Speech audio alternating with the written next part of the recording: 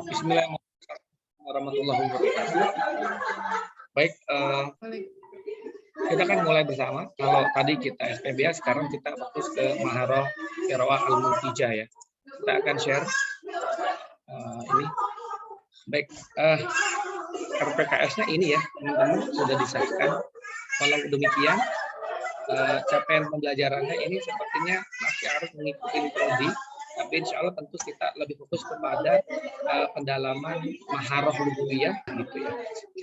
Qiraah sendiri di PBA itu ada dua, ada maharoh qiraah muntijah sama ada maharoh qiraah naqdiyah. Nah, kedua maharoh ini itu memakai buku yang sama. Kebetulan bukunya itu ditulis oleh Ustaz Alif dan juga kami mendampingi beliau begitu ya. Jadi buku itu ada nanti 1 sampai 7 itu untuk muntijah, 8 sampai 14 itu untuk naqdiyah. Perbedaannya di mana? Perbedaannya itu nanti ada di soal yang belakang.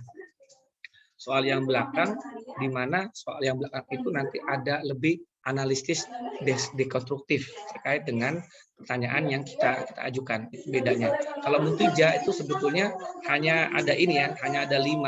Teman-teman bisa lihat Ustaz Azhar dan Ustaz Sania. Yang pertama adalah qudratu thalabah ala qiraatin nas qiraatan shahihatan bidottin kamil. Jadi anak-anak bisa membaca dengan benar ya. Bidottin kamil. Terkadang itu ada anak-anak yang cuma membaca misalkan fil madrasah atau nazhab ilal madrasah. Itu kan tidak doktrin kamil ya. Maka tolong nanti ketika latihan membaca anak-anak harus betul belakangnya itu harus bidottin kamil. Ini U, ini A, ini madrasatu, madrasati atau madrasata. Dengan begitu kita akan tahu kemampuan anak-anak dalam nahwunya. Karena terkadang kami mengamati bahwa anak-anak itu terkadang mereka bisa baca. Kadang mereka nggak paham yang mereka baca, tapi mereka bisa nerangkan. Saya juga heran itu. Terus ada lagi kejadian mereka itu bisa baca secara betul, tapi mereka nggak bisa nerangkan. Itu pun ada. Nah itulah hebatnya anak-anak kita ya. Kan seharusnya teorinya itu kalau mereka nggak bisa membaca, mereka nggak bisa nerangkan dan nggak paham. Kenyataannya mereka itu bisa paham, walaupun bacaannya salah, terutama bacaan anunya ya, doktrinnya itu salah gitu. Tapi mereka paham dan bisa menjelaskan. Itu hebatnya anak-anak gitu. Itu berdasarkan pengamatan yang kami lakukan selama ini, selama kami mengajar materi ini kami lihat begitu. Makanya kami menekankan agar gimana caranya anak-anak bisa membaca dengan benar. Dan juga mereka paham dan bisa menerangkan. Nah, itu yang paling penting. Dan ada lagi ijabah as'ilah wifqan bimatmunil maudu. Jadi ada beberapa soal-soal ini mereka kita minta untuk menyamakan dengan jawaban yang ada di teks. Kemudian ada lagi taudihul ma'ani. Nah, ini ketika taudihul ma'ani mohon para dosen untuk mengingatkan mereka untuk menggunakan kamus. Kalau mereka nggak mau pakai munjid, sulitan, pakailah al-ma'ani saja. Al-ma'ani yang berbasis online. Itu ya. Nah, ini penting. Terus waduha fil jumlah. Kemudian setelah ada ma'ani itu mereka bisa membuat jumlah mufidah. Dan yang terakhir ada belum terakhir ya, berikutnya ada takwinul jumlah al musyabbaha bil jumlah qablah. Jadi membuat jumlah yang sesuai dengan jumlah sebelumnya, yang mana kita berikan garis-garis atau hot di bawah garisnya itu untuk membuat jumlah yang serupa. Ini penting untuk dapat membangun sense mereka, sense kepada takwinul jumlah. Nah, terkadang ada anak-anak bisa membaca, tapi ketika kita suruh minta buat jumlah mufidah yang mirip itu mereka nggak bisa. Nah, ini penting untuk dapat melatih keterampilan adribat lugawiyah mereka di dalam kemampuan berpikir mereka. Jadi konstruksi berpikir sesuai dengan jumlah yang sebelumnya. Nah, itu penting. Dan terakhir, nah ini yang menurut kami penting juga, akhzu istinbat wifqan binas. Banyak kejadian anak-anak itu mencetak menduplikat letterless teks yang ada di makalah. Nah, itu mohon benar-benar dicek. Jangan sampai anak-anak menuliskan apa yang sudah tertulis di teks itu salah. Yaitu mereka membaca dengan betul isi semuanya dan mereka bisa menuliskan kembali istinbat dengan bahasa mereka. Nah, ini yang paling penting. Jadi isinya sama, tapi bahasanya, takbir lugawinya ya'ti min indihim. Nah, ini menurut kami itu. Nanti kalau masih ada waktu, silahkan 1-2 orang maju ke depan membacakan hasilnya. Gitu ya. Nah, kemudian ini referensinya buku yang ditulis ini sudah 2 kali cetak ya, ada tahun 2017 dan sekarang tahun 2021. ke depan buku ini akan diperbarui lagi ya, oleh kami, insya Allah, dan akan menjadi 2 buku. Sementara masih 1 buku, ke depan akan menjadi 2 buku.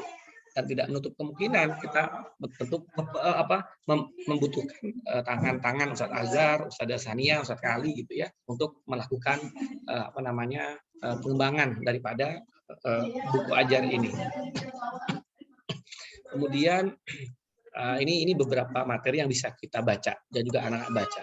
Nah, sistemnya gimana? Sistemnya ada 14 pertemuan, 16 ya, 16 pertemuan, di mana 1 pertemuan biasa orientasi pengenalan, 13 pertemuan untuk materi, 1 UTS dan 1 UAS.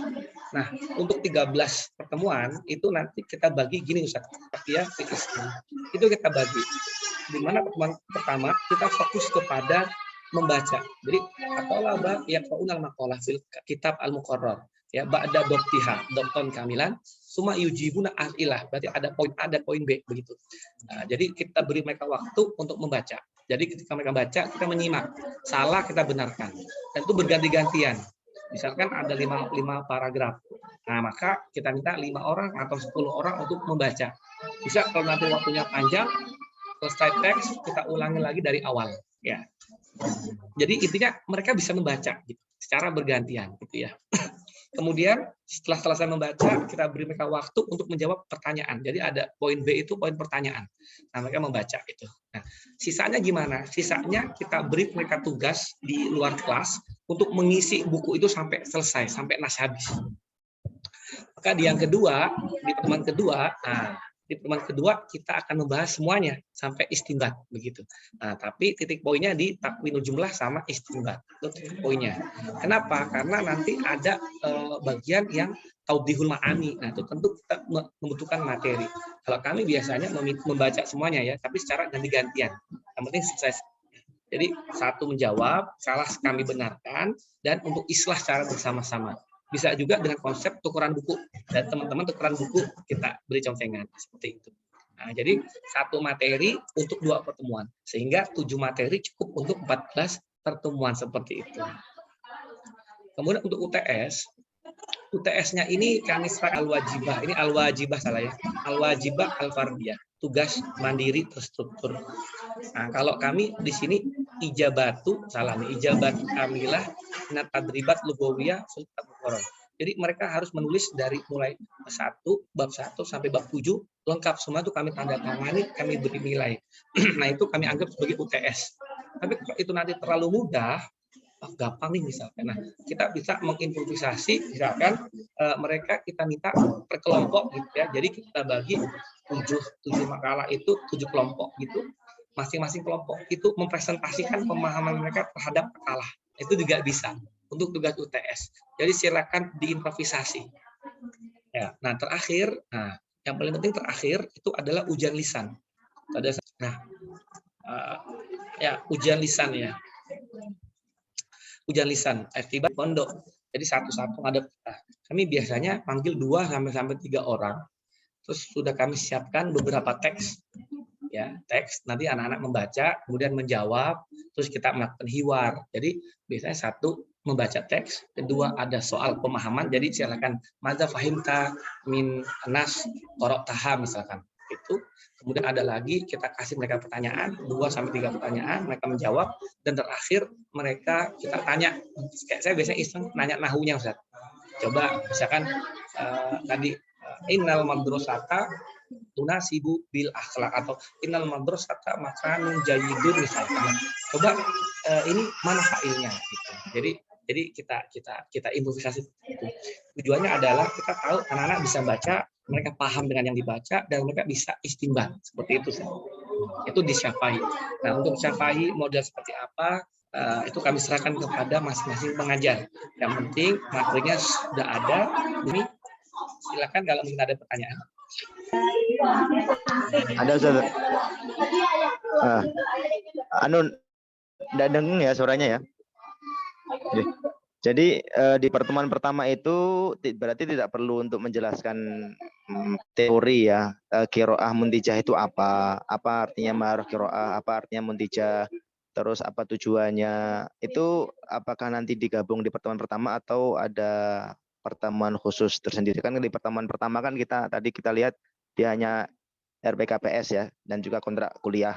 Nah, yang teori secara detail tentang maharoh kiroah, apalagi di Unida ini kan ada koidnya, ada muntijah, dan ada perlu dijelaskan di pertemuan pertama itu saja langsung atau ada pertemuan kedua.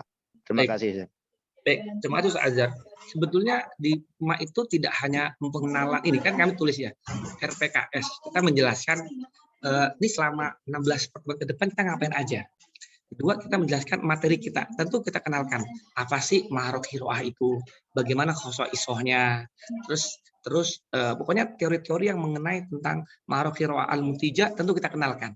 Nanti kan maharoh kiroah kan banyak ya Ustaz ya. Ada maharoh mukassafah, ada maharoh an-naqidah, kan banyak sekali. Nanti silakan antum kenalkan. Saya biasanya juga mengenalkan mereka melalui template yang besar itu, saya bagi dan sebagainya itu saya terangkan dulu. Ahamiyatu maharoh kiroah. Kemudian mauqifu hadil maharoh min baini maharot al-arba. Itu bagaimana? Jadi posisi kedudukan maharoh kiroah dibandingkan dengan maharoh yang lain itu seperti apa? Di mana pot pentingnya? Itu biasanya kami jelaskan dulu, Ustaz. Itu kami rasa itu bagian yang tidak terpisahkan dari kemampuan masing-masing dosen ya. Maka tentu dosen sebelum mengajarkan materi ini harus menguasai dulu teori pembelajaran atau teori maharoh kiroah itu. Mahya kiroah, maza khoso isuha, mata tusama au mata yusama atolabah qadirina ala taf'ili al-kiroah, itu kami kira harus melekat dalam jiwa dosen ya Ustaz ya. Jadi orientasi materi, orientasi perkuliahan, dan orientasi sistem kontrak belajar. Nah, Ustaz. Jadi pertama adalah orientasi materi. Nah, ini yang Ustaz Azhar tadi maksud di sini, Ustaz. Maksudnya di sini orientasi materi. Kemudian kontrak belajar. Anda bisa tadi, misalkan terkait dengan siapa yang nggak masuk 3 pertemuan, misalkan kalau nggak ada izin maka akan tercoret di sistem misalkan. Kemudian nanti UTS-nya seperti ini, UAS-nya seperti ini, nilai UTS-nya sekian persen, UAS-nya sekian persen, tugas sekian persen misalkan. Itu diinikan, Zat. Biasanya kami menaruh tuh begini, Zat. Tugas itu 20%, UAS 30%, UTS 30%, UAS-nya itu 50%. Nah, seperti itu, Zat. Tentu kita harus berpikir apa nih kira-kira tugasnya, apa kira-kira UTS-nya gitu. Tapi makanya kami kan ini cuma contoh. Antum berdua bisa mengubah atau memodifikasi sesuai dengan ala kaifiyatikum, sesuai dengan tabiatnya antum. Kita tidak perlu sama. Yang sama mungkin adalah materinya, kemudian mungkin teknik pengajaran di kelas, dan juga terakhir. Kalau terakhir kami menyarankan UAS-nya itu adalah ujian lisan. Ujian lisan itu wajib. Tapi kalau nanti UTS-nya antum misalkan mau ujian lisan, misalkan UTS-nya antum ujian lisan yang cukup bab 1 sampai 3, UAS-nya bab 4 sampai 7, itu alan wasalan, silakan saja. Yang penting ujiannya kalau bisa ujian lisan, itu menurut kami. Tapi kalau nanti antum mau improve, misalkan UTS-nya ujian tahriri, misalkan, terus UAS-nya ujian lisan juga boleh. Nah, itu menurut kami. Ya, Fajar ya, bisa dipahami Fajar ya. Jadi ini tetap kami secara umum saja, tapi secara khusus dosen bisa improvisasi. Artinya tidak perlu letterlek kepada apa yang kami sampaikan. Gitu, ya, oke. Kira itu, Ustaz. Mungkin ada lagi pertanyaan dari Sania dan Ustaz Azhar, silakan.